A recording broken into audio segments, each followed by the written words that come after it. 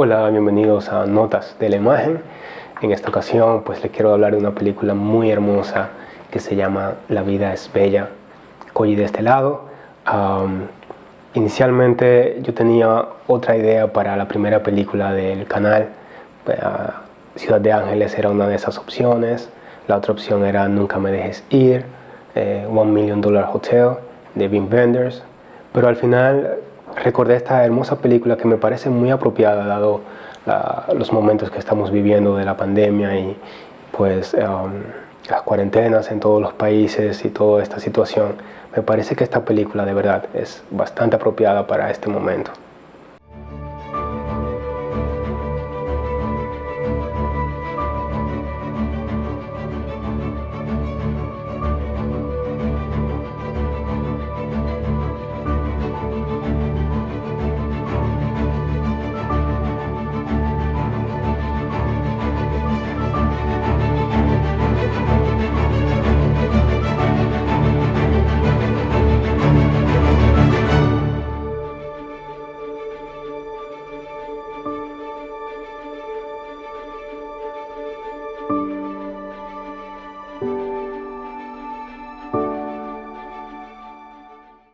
La vida es bella fue dirigida, coescrita y protagonizada por Roberto Benigni. Él interpretaba el personaje de Guido. Nicoletta Braschi interpreta el personaje de Dora, la esposa de Guido en la película, y también es su esposa en la vida real, la señora Nicoletta Braschi. Y uno de los productores, el señor Gianluigi Braschi, hermano de Nicoletta, fue, como dije anteriormente, uno de los productores. Él falleció desafortunadamente pues en el año 2008. Quien hace la traducción al español de el señor Roberto Benigni es Salvador Nájar. A mí me pareció un poquito la voz y la manera en la que él habla a Cantinflas. El 20 de diciembre se estrena la película en Italia. En mayo del 98 se estrena en Cannes y en octubre del 98 se estrena en Estados Unidos. La película, inicialmente con un presupuesto de $20 millones, logró recaudar a nivel mundial aproximadamente $230 millones. En el año 1999 la película gana el Oscar a Mejor Película Extranjera, Mejor Actor y Mejor Banda Sonora. También ganó el BAFTA a Mejor Actor en el año 1999. Otros premios que ganó fue el Gran Premio de Cannes, el Goya a Mejor Película Europea, el César a Mejor Película Extranjera.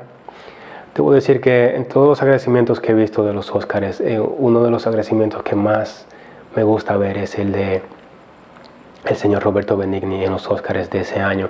Voy a poner el link abajo para que lo puedan ver. Es definitivamente muy auténtico, muy lleno de felicidad, realmente uno de mis favoritos.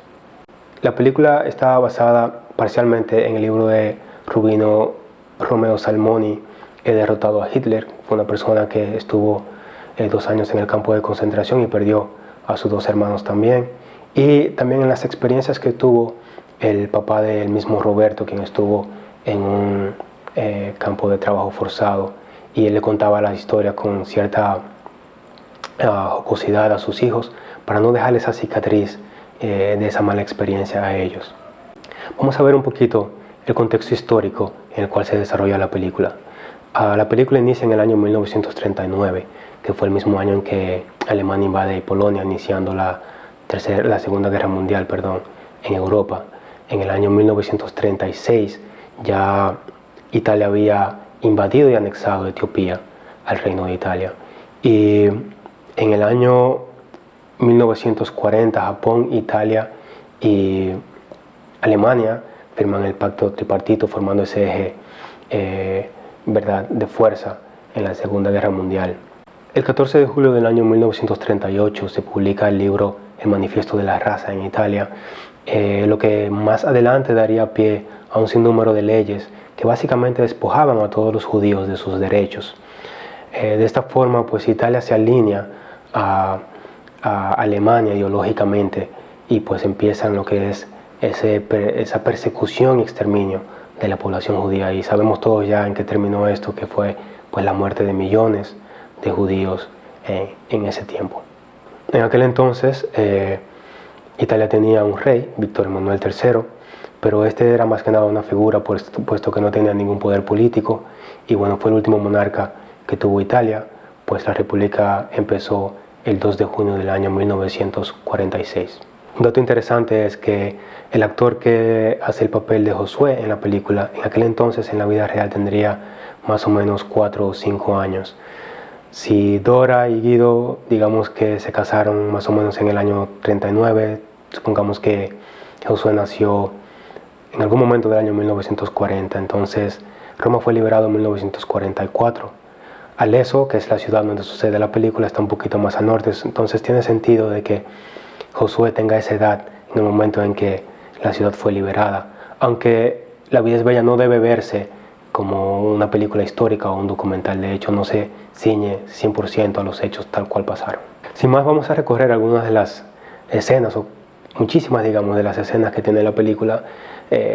Debo señalar antes de que como Roberto Benigni es director y es también actor, en el momento en que yo diga Roberto Benigni me refiero a las decisiones que él tomó como director, y cuando digo Guido es, bueno, pues me refiero al personaje en sí. Bueno, pues aquí estamos, vamos a hacer un pequeño paseo por algunas de las escenas, más bien muchas escenas. Me gustaría ir un poquito más profundo, desglosar un poquito más la película, pues está tan bien construida que creo que lo merece. En ese sentido, quizás este comentario de la película va a ser mucho más largo de lo que sería normalmente, o lo que pienso que será normalmente en el futuro. La película empieza con esta escena, que realmente es una escena posterior, y es sobre la cual escuchamos la voz en off de Josué adulto. Esta escena de alguna manera me recuerda al comienzo de la película Violines en el cielo, que también ganó el Oscar a Mejor Película Extranjera en el año 2009. Aquí vemos que se elevan los frenos en el coche que van, y pues cuando llegan a la carretera están justamente detrás de una escolta, que creo que es el rey a quien se refieren. Entonces aquí va Guido diciendo a un lado, quítense, y haciendo la seña pues realmente parece el saludo fascista, mientras el pueblo lo saluda eufórico. Esto también nos da una indicación desde ya de que el fascismo tiene soporte en la población. Aquí pues ya están arreglando el carro, Roberto sale del auto y se encuentra con esta niña y le está diciendo a la joven que va a llamar a ese lugar Addis Ababa, que resulta ser la capital de Etiopía. Esto haciendo referencia a la Segunda Guerra Ítalo-Etíope, que terminó anexando Etiopía al reino italiano. Por eso él dice que va a llenar el lugar de avestruces y camellos, que son dos animales muy comunes en Etiopía. Y aquí está esta escena bastante cómica, muy bonita. Es una escena con la princesa, en este caso, ¿verdad? Dora, y es la primera vez que se encuentran. En este caso es pura casualidad. Y entonces ahí escuchamos la primera frase: buenos días, princesa, que siempre él pues la saluda así. Algo que parece fortuito es que toma estos huevos y los pone los huevos en su chaqueta. Y esta acción que parece muy natural, y lo es de hecho, pero tiene repercusiones mucho más adelante. A mí me pareció que él se refiere a Ferruccio como su escudero. Me parece como una referencia aquí a Don Quijote. Esta escena la agregué porque ese juego que hace con el sombrero me recuerda un poquito a Charles Chaplin, que jugaba bastante también con el sombrero. Y bueno, aquí es donde llegan a la casa del tío, donde se van a hospedar, y vemos que ellos llegando pues hay unas personas, unos vándalos digamos, que dañaron la casa. Al parecer no se robaron nada, pero ya nos va indicando un poco el clima político que se vivía, pues el tío es judío. Ya más adelante vemos cómo esta situación, el antisemitismo, pues se va intensificando. Esta escena la incluí porque me pareció gracioso el hecho de que la escultura que está al frente pues tiene más o menos la misma expresión que Ferruccio y Guido. Esta escena es ya cuando vemos a conocer el pueblo de Arezzo. Si entran a Google, voy a dejar el link en la descripción, pues voy a dejar el link donde pueden entrar directo a este pueblo y pueden entrar a esta plaza. Es bastante interesante verla y pasear por esas calles. Un pueblo muy bonito, de hecho. Aunque esta parte que vemos en la película es la parte histórica, ya en los alrededores pues se ve mucho edificaciones más modernas y todo. En esta escena pues vemos al señor por primera vez que pasa frente a ellos y le pide a su esposa la llave. Su esposa se llama María y esta pues le lanza la llave por la ventana. Eso también va a tener otras repercusiones más adelante.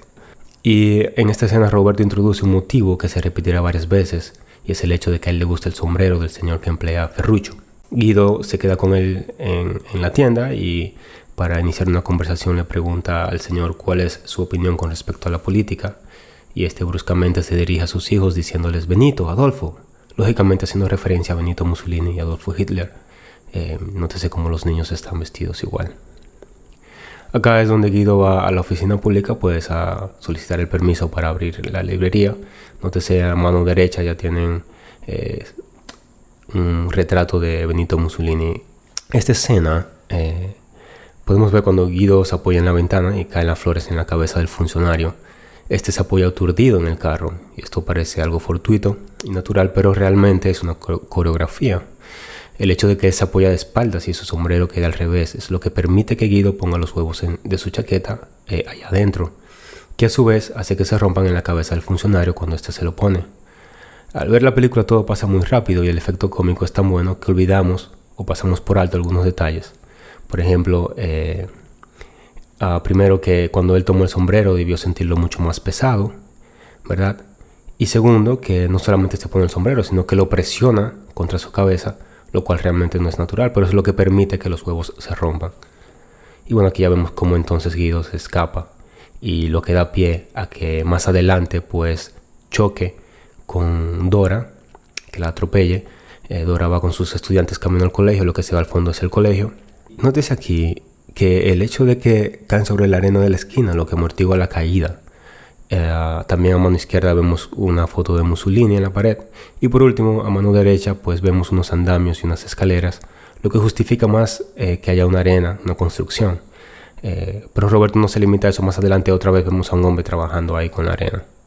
Esto es importante porque esto lo que hace es que las cosas no nos parezcan una solución fácil, sino que sentimos cierta naturalidad en las cosas que están pasando. Aquí, bueno, ya Guido está entrenándose en el restaurante de su tío. Ahí le está diciendo que él tiene que inclinarse con botella de champaña en reposo.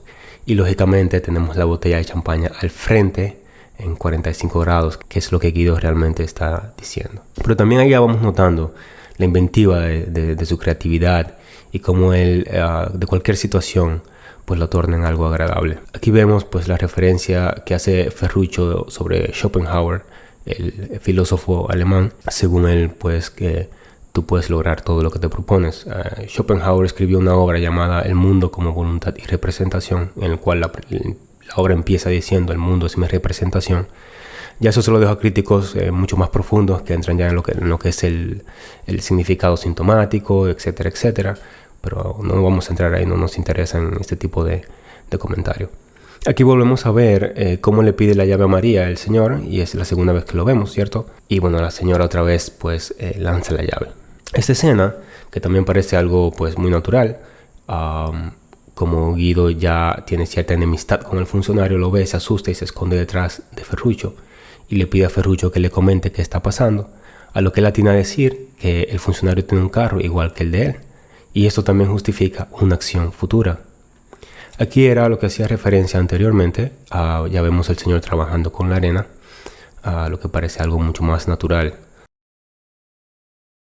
Esta escena, bueno, es cuando se introduce el doctor, que tiene un gusto por las adivinanzas. Aquí el doctor, cuando Guido le hace el acertijo, empieza a traducirle al alemán, y eso pues ya nos deja dicho, y realmente pues en cierto sentido nos indica y justifica que el hombre esté en el campo de concentración más adelante.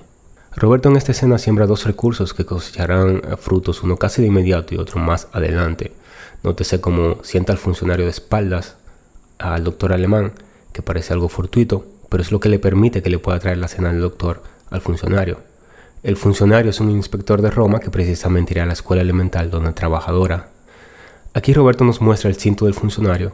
Cuando se nos muestra un elemento así de cerca significa que tendrá importancia más adelante y es bueno prestarle atención. Aquí lo vemos con el cinto que tenía el otro día el funcionario del restaurante, y aprovecha pues para hablar con Dora. Aquí Guido le pregunta a Dora qué va a ser el domingo, que es el día de la Santa María Virgen, y ella responde que irá a ver una obra de Offenbach. Recuerde que la esposa del señor que tira la llave se llama María, eso es muy importante. Aquí la directora está hablando sobre el manifiesto de la raza o el manifiesto de los científicos racistas que, como decíamos al principio en el contexto histórico, dio pie a un número de leyes en 1938 que básicamente anulaba los derechos de los judíos. Vemos también cómo el adoctrinamiento tomaba lugar en la Italia fascista. Atrás dice al lado izquierdo y derecho libro y rifle fascista perfecto. Arriba dice lux, es decir líder. A Mussolini se le apodaba el duque, es decir el líder en aquella época. He sido elegido por los científicos racistas italianos, va diciendo Guido, haciendo una demostración sarcástica de la raza perfecta. Y los niños, bueno, se están riendo ahí. Se despide Guido diciéndole a Dora, princesa, nos vemos en Venecia, y luego pasamos a una escena de la obra donde justo entra una góndola. Esta obra de Offenbach, los cuentos de Hoffmann, Roberto omite los 2 primeros actos y entramos en el tercer acto de la obra, que se llama Salón de Fiestas en un Palacio de Venecia. De ahí, bueno, pues que tengamos la góndola, donde se interpreta la ópera La Barcarola. Es común ver en películas, por ejemplo, que los directores dejen el audio de una obra de teatro o segmentos de una película que se ve en una televisión en una escena determinada para hacer un comentario sobre lo que está pasando en la película que estamos viendo. En este caso, lo que dice la ópera es casi como una serenata de Guido hacia Dora. La ópera dice así: Bella noche, oh noche de amor, sonría nuestra embriaguez, noche más dulce que el día, oh bella noche de amor. El tiempo huye sin regreso y se lleva nuestras ternuras lejos de esta feliz estancia. El tiempo huye sin regreso, brisas ardientes, dadnos vuestros besos, vuestros besos, vuestros besos. Hasta aquí bella noche de amor. Sonría nuestra embriaguez, noche de amor, oh noche de amor. Vemos a Guido en esta escena pues escuchando esto, él y Dora, y él básicamente, como decía anteriormente, es lo que su corazón siente. Aquí nuevamente Roberto Benigni nos prepara para 2 cosas. Primero el sombrero, que ya hemos visto anteriormente, que le gusta el negro, y luego el hecho de que tenga el auto una tela para la escalera, como le dice el empleador de Ferruccio en esta escena. Aquí Dora tiene hipo y dice que le da siempre que la obligan a hacer algo que no quiere, como en este caso ir a la cena. Todavía no se da cuenta que Guido está con ella en el auto. El hecho de que ella suba al carro sin haberse percatado de que era Guido quien estaba dentro se justifica, pues en la escena anterior, ¿se acuerdan? Su amigo le dice que el funcionario tenía un carro igual que el de él. Y bueno, le dice, buenos días, princesa. Y aquí vienen unas escenas muy románticas, muy llenas de poesía, muy bonitas. En este punto, pues Roberto empieza a cosechar algunas de las cosas que vimos anteriores. Primero con lo de la alfombra, tenemos esta escena hermosísima. En la escalera, Guido le pide a la Virgen María, recordemos que el domingo era el día de la Virgen, la llave para el corazón de Dora. Entonces la esposa, cuando él grita, María, lánzame la llave, pues la esposa simplemente lanza la llave sin mirar a quién se la está pidiendo. Y Dora, bueno, pues queda toda sorprendida. Cuando Dora no se decide a comer el helado de chocolate, Guido ve al doctor aficionado a los acertijos que le había hecho en la cena, y sabiendo que vendría a decirle la respuesta al acertijo que le dijo en el restaurante, pues le pregunta a María nuevamente por una guía, sabiendo de antemano que el doctor le diría 7 minutos. Ahí vemos la cara de sorpresa de Dora. Y lógicamente al final pues de esta noche vemos como cuando es Dora la que hace el pedido, pues el señor le cambia el sombrero que vimos que ya había intercambiado en la salida de la ópera. La escena que sigue es esta. Pasamos como de un momento bello y festivo, pero nos damos cuenta que aquí han pintado el caballo del tío. Esto es una interrupción en el tono de la película, sin embargo, no solo justifica que más adelante Guido aparezca con el caballo, sino que además por primera vez hace referencia al ataque a la población judía de manera directa. Aquí el doctor le informa que debe ir inmediatamente a Berlín, otro indicio de que las cosas se están empeorando. En esta escena, para mí en lo personal, al igual que la escena en el campo de concentración, son las que ilustran mejor la locura inhumana que permeaba las mentes y corazones de aquellos que simpatizaban con el pensamiento antisemita. El planteamiento que hace la directora de la escuela de que es abusivo el problema matemático que le ponen a los niños y no el ejemplo con el que plantean el problema, es decir, eliminar a aquellos que no se valen por sí mismos, para mí es más elocuente que cualquier otra imagen. Aquí Guido se da cuenta de que el funcionario de los huevos es el que se va a casar con Dora. Aquí vemos el pastel etíope. Recordemos que Etiopía era en ese entonces el territorio italiano, y bueno, ahí vemos el avestruz. Esta escena es preciosísima. Mientras Guido trata de abrir la puerta, está hablando y todo, Dora entra en un jardín techado, lleno de flores muy hermosas. Ella misma se ve preciosa con ese vestido. Y luego Guido le sigue y entra entre las flores. Aquí hacen esta escena tan bonita. El cinematógrafo mantiene el mismo encuadre, pero cambia el color de la luz de amarillo a blanco. haciéndonos entender el paso del tiempo, y sale del jardín Josué con su tanque de guerra de juguete. Es una escena bellísima, llena de poesía, muy muy hermosa. Aquí Roberto mantuvo las flores en sus mismas posiciones, lo cual sería inverosímil, teniendo en cuenta que habrían pasado unos 4 años. Pero el valor emocional y la velocidad en que pasa todo nos hace hacerle caso omiso. Más bien, nos hace omitir ese detalle. Y aquí vemos la familia feliz, ya en su día a día. Y también vemos junto con esto, pues que ya empezamos a ver militares en la ciudad. Aquí también vemos unos sacos, cuando ellos van hacia la escuela, y aquí vemos unos soldados marchando en las calles y los letreros antisemitas. Esto es bien interesante acá. Dice en el letrero: no se admiten ni judíos ni perros. Esta circunstancia Roberto la toma como para siempre llevarnos a situaciones simpáticas, pero también para hacer comentarios políticos. Le dice Guido a Josué que cada quien hace lo que quiere, como por ejemplo hay una ferretería que no deja entrar ni españoles ni caballos, y así también menciona otros ejemplos, como si esa decisión fuese arbitraria. Y aquí le dice que desde mañana ellos harán lo mismo, preguntándole al niño que no le gusta. Josué responde que las arañas, y Guido que los visigodos, y dice: mañana mismo escribo un letrero: no se aceptan ni arañas ni visigodos, estoy harto de esos visigodos. Los visigodos pues fueron un pueblo germano que invadió Italia, tal cual estaba sucediendo en la Segunda Guerra Mundial, aunque en el caso de Italia era más que nada una invasión ideológica, sobre todo en lo referente al antisemitismo. La última frase de esta escena pues lo dice todo. Él dice: ya basta. Aquí vemos que vienen unos funcionarios a llevarse a Guido. Es importante tener en cuenta cómo él va marchando, porque hace referencia pues a una escena casi final. Aquí llega la abuela con deseos de conocer a su nieto, pues al parecer el hecho de que Dora se casara con Guido no fue de su agrado. Esta es la única parte que me pareció un poco suelta e irresoluta. No sé si se grabó esa parte y no se pudo poner, aunque prefiero que se quede así, a una solución forzada. También al final la vida no todo se soluciona, no todo tiene un final feliz, sino que nosotros debemos hacerlo feliz. Esta es la última escena donde vemos a la familia junta.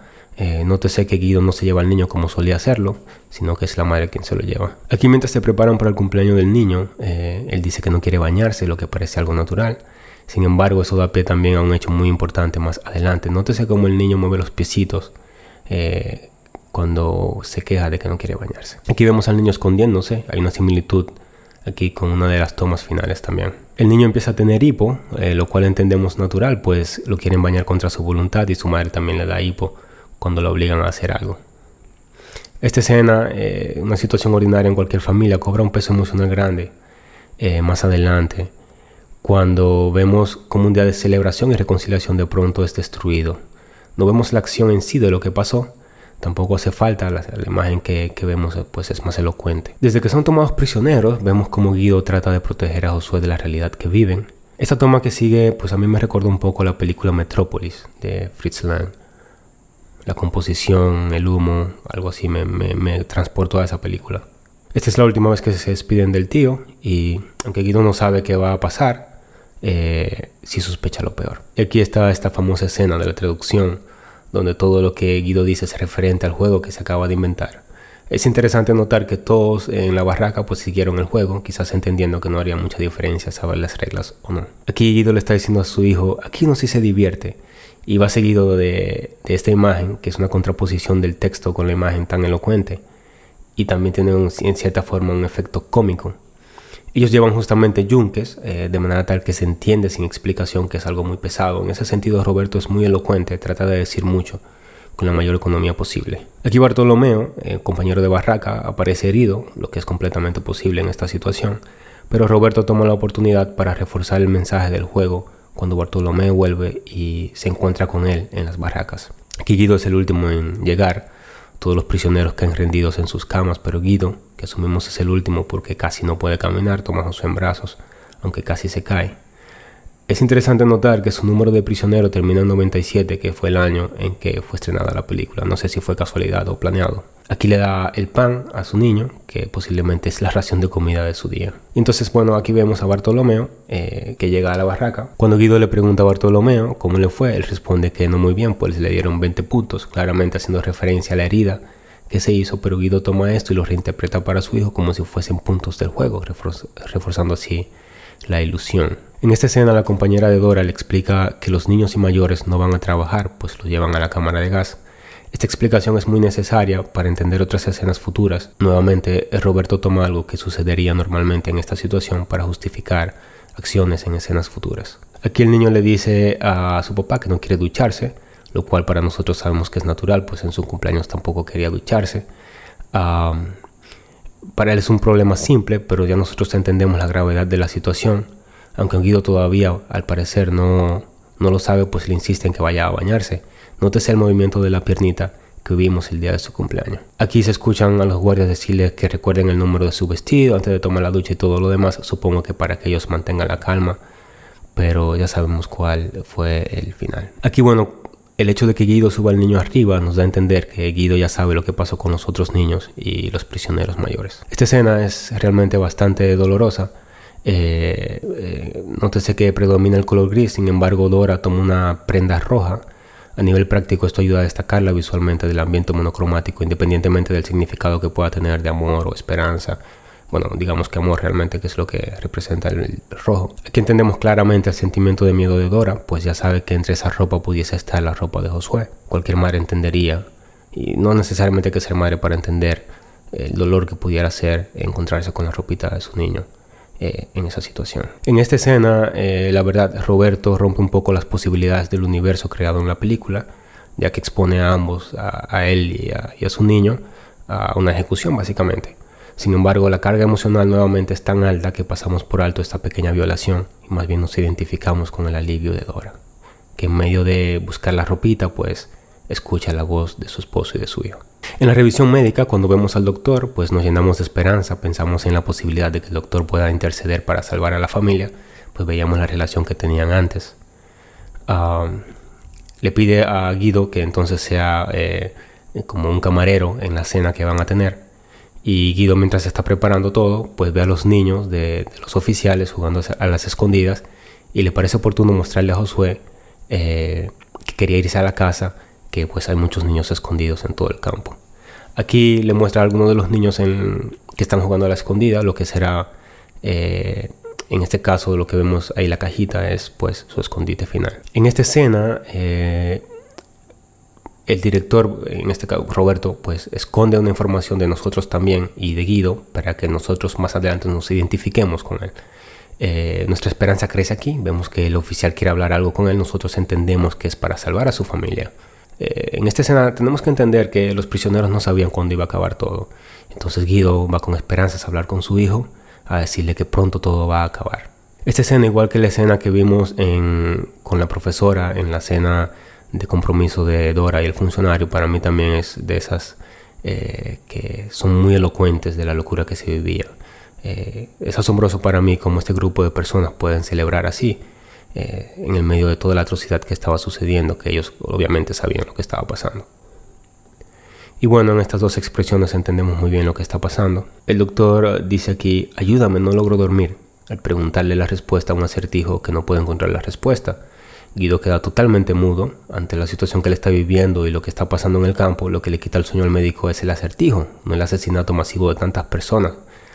Nótese el cráneo en el cuello de la chaqueta del oficial, del doctor. En esta escena, para mí lo interesante es que la música es diegética, es decir, la escuchan los personajes, ¿cierto? Sin embargo, el volumen no disminuye cuando entran las barracas de las mujeres, que debería disminuir por las paredes y las ventanas y todo, pero tampoco sube de volumen cuando ya abre la ventana, que debería también escucharse más alto. Igualmente es una escena tan cargada de emociones que podemos pasarlo por alto sin mayor problema. La canción que está sonando, lógicamente, es la barcarola que escuchamos en la ópera, una canción muy importante para ellos. Emocionalmente, pues ya nos vamos sintiendo un poquito más perdidos. Vemos que el doctor no va a ayudar para nada. Guido lleva en brazos a su hijo dormido por la niebla. En esta se parece a la escena pues que empieza la película. Se escucha el viento soplar y Guido va hablando sobre una mañana normal, que en este caso sería idílica dadas las circunstancias, cuando de repente tanto Guido como nosotros por primera vez nos topamos con la cruel realidad del campo. Y bueno, vemos esta escena donde está esa montaña de cuerpos. Aquí Roberto decide dejar el reflejo del fuego y el movimiento de los soldados en el cristal mientras ellos observan. Es mucho más elocuente y económico, pues se pueden ver todos los rostros reaccionar a una acción en una sola toma. Es técnicamente posible borrar el reflejo y solo ver los rostros con un filtro polarizador. Y bueno, este es el último beso. Es para mí una escena realmente muy triste. Esta escena realmente que estamos viendo donde el perro está ladrando, donde está escondido Josué, pues para mí fue me causó bastante angustia. Después del intento fallido de buscar a Dora, terminamos en esta escena cómica y a la vez amarga, pero para mí también revela la intención clara de los autores del guión de que Guido no sobreviva. Pues un hombre con esa agilidad mental e inteligencia hubiese encontrado un mejor escondite. Aquí va Guido ya pues camino a ser ejecutado, y dándose cuenta de que ya no hay escapatoria, mira con detenimiento hacia donde está su hijo y luego reacciona sabiendo que él quizá lo está viendo, y pues continúa con el juego. Vemos desde el punto de vista de Josué a Guido, quien marcha como la primera vez que se lo llevan, la vez que lo fueron a buscar a la librería. Esta imagen está acompañada no del sonido de los soldados corriendo, las metralletas disparando, sino de la risa del niño. Nótese cómo omitiendo o poniendo sonidos pues puede cambiar nuestro sentimiento respecto a una escena. Ese tipo de cosas generalmente, como uno está más fijándose en la imagen, pues el sonido, aunque quizás pasa desapercibido, no significa que uno no lo absorba y reaccione a esa información. Y bueno, como otras escenas trágicas de la película, Roberto no nos muestra el acto en sí de la ejecución. Esto nos permite realmente vivirlo con el corazón. Para mí, el corazón tiene una visión más amplia y profunda que el ojo. Y bueno, ya esto es al otro día. Josué sale del escondite. Nótese la similitud de la composición del cuadro, como cuando Josué estaba escondido el día de su cumpleaños. Aquí ya vemos finalmente el tanque y la cara de sorpresa de Josué cuando ve el tanque de verdad. Y bueno, terminamos con esta escena que dice: hemos ganado. A pesar de que la película fue muy bien recibida por la crítica y el público en general, sí hubo un número de personas a los cuales les molestó un poquito el hecho de que la película toma el holocausto de una manera un poco ligera y el asunto de los campos de concentración. Yo no estoy totalmente de acuerdo con eso. Vamos a leer un poquito una frase, cómo empieza y cómo termina la película, para entender esto mejor. La película empieza con esta frase, que es Josué de adulto diciéndola. Esta es una historia simple y sin embargo no es fácil de contar. Como en un cuento hay dolor y como en un cuento hay maravilla y felicidad. Casi al final lo escuchamos otra vez a Josué adulto diciéndonos: esta es mi historia, este es el sacrificio que mi padre ha hecho. Entendemos que la película realmente no nos las está contando Guido, nos las está contando Josué. Y en ese sentido, pues, Guido tuvo éxito. Él logró, a pesar de que vivieron ese momento tan oscuro de la historia, donde pasaron cosas tan terribles, él logró dejar en el corazón de su hijo una experiencia bonita dentro de las posibilidades. Y es a través de Guido, de Josué, que Roberto Benigni como director pues abre la puerta a ese optimismo que se ve en esas circunstancias tan oscuras y tan difícil de la historia. Yo realmente pienso que en ningún momento Roberto Benigni le faltó respeto a esta parte de la historia, ¿verdad?, que se vivió en Europa, sobre todo. El mismo tono de la película nos lo dice. Si fuera sido una película como La lista de Schindler, pues ese tipo de bromas quizás no tuviesen lugar, hubiesen sido de muy mal gusto, pero dentro del contexto de la película y teniendo en cuenta lo que acabo de decir, que la historia nos la está contando Josué, pues a mí me parece muy válido. Yo creo que al final los seres humanos pues tenemos que buscar como el balance entre recordar la lección sin necesariamente revivir el dolor, para no perpetuarlo en el futuro. A pesar de que es un momento tan difícil, creo que requiere de mucho valor y fortaleza mirar hacia el futuro y recordar esas cosas. No diría necesariamente con optimismo, pero sí con el menos dolor posible. Yo no lo viví, yo sé que quizás a las personas que han sido tocadas por eso no les va a gustar mi opinión, pero digo que por lo menos debemos hacer el esfuerzo. Ya en términos técnicos, partes negativas que considero en la película, la cinematografía, no tanto en términos del movimiento de la cámara o los planos, más bien en términos de la iluminación. Creo que pudo haber sido un poquito más pulida. Ahora bien, yo estoy viendo eso 20 años después. Siempre las cosas, cuando uno le ve a futuro, muchas cosas se pudieron hacer, pero realmente no creo que eso en ninguna forma le resta a la película.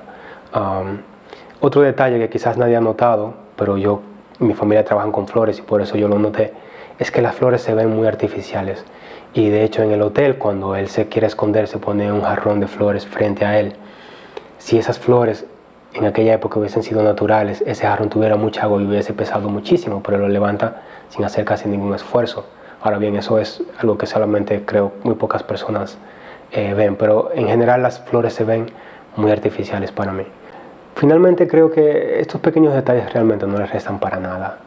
Creo que los italianos tienen como esa habilidad de llegar directo al corazón en todo lo que hacen, en los diseños de sus vehículos, en la música, en las películas, y el señor Roberto Benigni creo que en ese sentido, al igual en cierta forma que Yasuhiro Ozu, no le importa tanto la técnica en tanto comunique él la información y sobre todo el sentimiento que él quiere comunicar en las escenas, y en ese sentido esta película es un éxito rotundo. Muchas de esas observaciones yo las hice después de ver la película 2 y 3 veces, así que definitivamente si estás en tu casa y no conoces esta película o la viste hace muchos años, mírala, te va a gustar muchísimo. Es una película preciosa que te deja un muy buen sabor y que no vas a olvidar por muchos años.